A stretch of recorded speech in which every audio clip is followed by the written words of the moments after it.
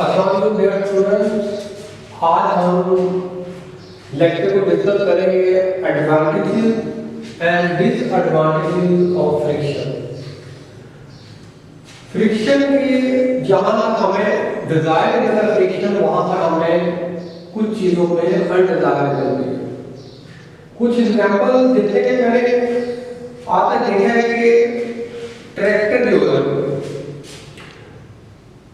अगर वो कोई देहाती एरिया पे अगर सड़क जो है वो या मट्टी की बनी हुई है या बारिश होती है गीली होती है और ट्रैक्टर बार बार ऐसे सड़कों पर उसका टायर जो है वो फंस जाता है। टायर स्लिप करके मूव जरूर कर रहा होता है मगर आगे वो स्पिन कर रहा होता है, मगर ट्रैक्टर जो है वो चल नहीं रहा था, उसकी क्या वजह है मूव नहीं कर रहा था from one point two another. इसकी वजह ये है कि टायर का जो और वो जो पट्टी है उसके दरमियान इतनी फ्रिक्शन नहीं है कि दो एक दूसरे को ग्रिप करें और ग्रिप करने पर टायर आगे को मूव करे। वो फ्रिक्शन रिड्यूस होती है, रिड्यूस होने से वो क्या करता है वो स्लिप होने शुरू होता है। इसके अलावा आप ये देखेंगे आमतौर पर घरों में या सड़क ही देख रहे हैं जब आप चलते हैं तो आप भी वहाँ पर मोड़ लेते हैं। वजह सिर्फ ये है कि जो रोड है वो क्या है वो रफ है और आपके जूते की जो ग्रिप है जो नीचे बनी होता है शेप बनी होती है रोड की ग्रिप बनती है तो इतनी फ्रिक्शन मिल जाती है कि आपको और से रोड पर बैकवर्ड फोर्स लगते हैं और जमीन आप पर आगे फॉरवर्ड फोर्स लगाती है और आपको चलने में आसानी पेश आती है। मगर आप किसी मॉल में जाए ऐसी जगह पे जाएंगे जहाँ पर जो फर्श है वो काफ़ी स्मूथ हो तो फिर आपको वहाँ पर चलने में दुश्वारी क्यों पेश आ रही होती है? वो सिर्फ इस वजह से आ रही होती है कि वहाँ पर आपके जूतों और टायर के दरमियान जो है वो ग्रिप सही नहीं हो पा रही होती और फ्रिक्शन कम होती है जिसकी वजह से स्लिप होने का जो खतरा होते हैं जो चांसेस होते हैं वो ज़्यादा होते हैं। अब पहले एग्जाम्पल करते हैं ट्रैक्टर के लिए वहाँ पे हमें फ्रिक्शन चाहिए ताकि वो टायर और पट्टी के दरमियान ग्रिप हो और ट्रैक्टर को उस चलने में दुश्वारी ना हो और वो इजीली वो फंसे की जगह से निकल जाए। और दूसरी किस्म की एग्जाम्पल में जैसे मॉल वाली है वहाँ पर चलने में दुश्वारी हो रही है स्लिप होने के चांसेस ज़्यादा है। इसी तरह देखा जाए तो जो इसका जो सबसे बड़ा एडवांटेज है जो व्हील क्या है रोलिंग फ्रिक्शन प्रोड्यूस करता है जो कि स्लाइडिंग फ्रिक्शन को कम करता है। अब स्लाइडिंग फ्रिक्शन देखिए क्या है, स्लाइडिंग फ्रिक्शन अगर एक तरफ दूसरे तरफ के ऊपर है और जब आप फोर्स लगाते हो तो ये थोड़ा सा डिस्टेंस कवर करके क्या हो जाएगा रुक जाएगा, थोड़ा सा डिस्टेंस कवर करके रुक जाएगा।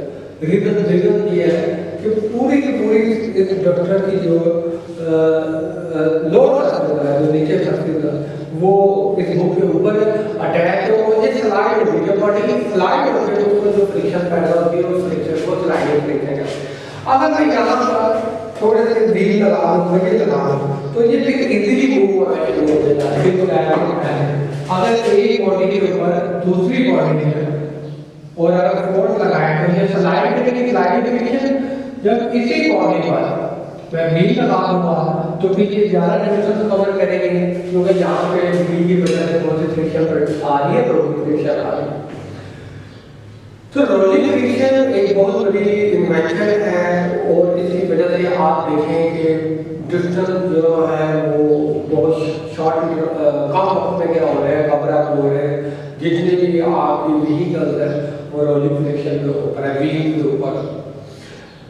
इसका एडवांटेज डिसएडवांटेज ये भी है कि मैं व्हाइट बोर्ड के ऊपर लिख नहीं सकता। अगर इसकी लिख और व्हाइट बोर्ड के दरमियान फ्रिक्शन नहीं है तो ये बार बार स्लिप होगा और मुझे लिखने में दुश्वारी होगी और जीरो फ्रिक्शन होने से फिर मैं लिख भी नहीं सकता।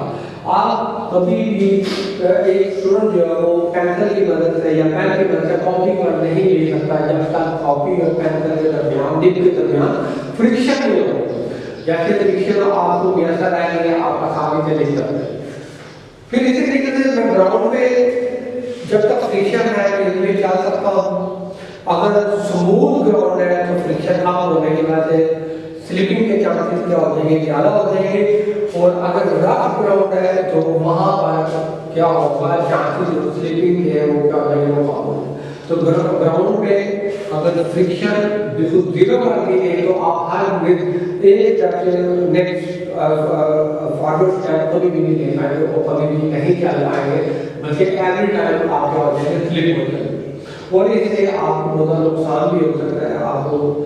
और परिंदे जब उड़ते हैं तो उनके फीदर पर वो जब ऊपर से नीचे जब फ्लाई करते हैं तो फीदर और एयर ऊपर और नीचे हवा आएगी और एयर रेजिस्टेंस प्रोड्यूस होगी, जिससे प्रेशर क्रिएट होगा और वो इजीली उड़ सकते हैं। अगर ये यहाँ पे भी एयर रेजिस्टेंस जीरो कर देते हैं तो वो कभी भी नहीं उड़ सकते।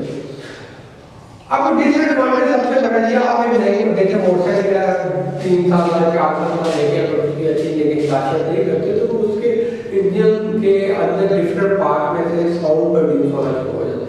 वो साउंड से किस तरह से प्रोड्यूस होती है कि उनके मूविंग पार्ट जो है फ्रिक्शन की वजह से चल चल के वो क्या हो गया, वो वेयर एंड टेयर का शिकार हो गया, जिसकी वजह से वो साउंड प्रोड्यूस हो रही है। तो हर मशीन जो जितना वो पुरानी होती जाती है उतना उसके वेयर एंड टेयर होता है। आपके बूट जो है यदि फ्रिक्शन की वजह से वेयर एंड टेयर हो गया, आहिस्ता आहिस्ता घिसते जाते हैं और खत्म होते जाते हैं। इसी तरह स्पीड, अगर हम किसी मशीन से खाद करने की अच्छी लेना चाहे तो उसके लिए बाद फ्रिक्शन किसी मशीन की स्पीड को लिमिट भी कर देते हैं। तो बिल्कुल इसी तरीके से किसी भी, अगर एक एग्जांपल देता हूँ, जो मोटरसाइकिल है जो आज होंडा 70 है, ओके, वो सिटी 70 से कहा जाता है कि 1 लीटर में 70 किलोमीटर का डिस्टेंस जो है वो कवर करती है। अगर ऐसा हो वो नई मोटरसाइकिल लाजमी 1 लीटर में 70 किलोमीटर का डिस्टेंस कवर करेगी, मगर जो मोटरसाइकिल 70 मोटरसाइकिल को क्या हो जाएगी, पुरानी हो जाएगी 3, 4, 5 साल बाद, तो वो कोई भी 1 लीटर में 70 किलोमीटर नहीं कवर करेगी, बल्कि उसकी डिस्टेंस कवरेज रेशियो जो है क्या हो जाएगी, रेट जो है वो कम होना शुरू हो जाएगा। 1 लीटर में 50 किलोमीटर कर लिया और कम होना, जितनी पुरानी होती जाएगी वो क्यों, वो इस वजह से कि जो कंजम्पशन रेट ऑफ पेट्रोल का, कंज्यूमिंग रेट ऑफ वो क्या हो जाएगा, वो ज़्यादा हो जाएगा। वो क्यों, वेयर एंड टेयर पार्ट की फ्रिक्शन ज़्यादा होने की वजह से वहाँ पे पीक एनर्जी जो वो क्या हो सकती है, हीट में कन्वर्ट हो जाएगी, साउंड में कन्वर्ट हो जाएगी। तो रिड्यूस द एफिशिएंसी, किसी भी मशीन की कारकर्दगी 100% सिर्फ फ्रिक्शन की वजह से नहीं है, वो हमेशा कारकर्दगी क्या हो। पहली तो बात ये है कि अगर मूविंग पार्ट के दरमियान फ्रिक्शन भी होगी तो वो मशीन कभी भी वर्क नहीं कर पाएगी और कभी भी मैक्सिमम कारकर्दगी जो है वो क्या की जा सकती है, हासिल की जा सकती है। हाई एफिशिएंट परफॉर्मेंस जो है वो जो कब हासिल की जा सकती है, जब फ्रिक्शन क्या होगी, मिनिमम लेवल पे होगी, और जब फ्रिक्शन मैक्सिमम लेवल पर आ जाए तो वहाँ पे कारकर्दगी जो क्या हो जाएगी, मिनिमम हो जाएगी। तो ये हमने आज डिस्कस किया अकॉर्डिंग टू बुक एडवांटेज और disadvantages of friction class wise video के मुताबिक। तो उम्मीद है कि आपको एडवांटेजेस और डिसएडवांटेजेस समझ आए होंगे। आप अपने चैनल को लाइक करें, शेयर करें और सब्सक्राइब करने के साथ बेल आइकन